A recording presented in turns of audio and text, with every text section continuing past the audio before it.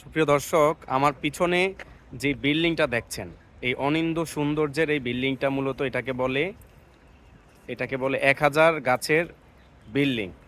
এই বিল্ডিংটা আপনি যদি দেখেন এর চারপাশে অনেক সৌন্দর্য। ঠিক আছে, এই যে এখানে রীতিমতো চেরি ব্লসম হয়ে আছে, চেরি ব্লসম আছে আপনারা দেখছেন।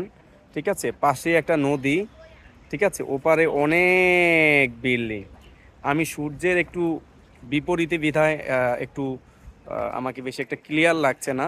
তো যাই হোক, এই নদীর পাড়ে British designer architect mister Thomas Heatherwick, so উনি বেসিক্যালি চীনের সাংহাইতে এমন একটা থিম থেকে, কনসেপ্ট থেকে এই বিল্ডিংটা করেছেন। এটা দেখতে এখানে প্রত্যেক দিন প্রচুর ট্যুরিস্ট এখানে আসে।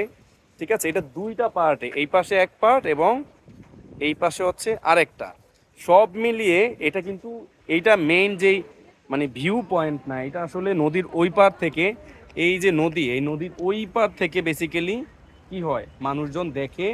বিশেষ করে সন্ধ্যায় সবগুলা লাইট যখন জ্বালিয়ে রাখে, সেই গাছের যে পাতা ভেদ করে যখন আলোটা পুরা মনে হয় যেন এই মহল্লাকে আলোকিত করে ফেলে। এটা আসলে অনেক বেশি সুন্দর, আপনারা জানেন কি না।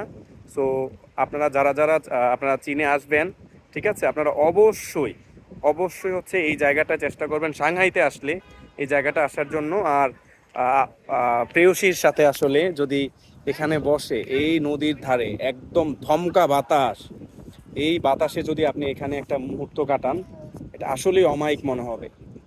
আর্টিফিশিয়াল অনেক কিছুই আছে আমাদের সামনে, কিন্তু কিছু জিনিস আসলেই অনেক সুন্দর। ঠিক আছে, আপনারা সবাই ভালো থাকেন। হ্যাঁ, ওকে।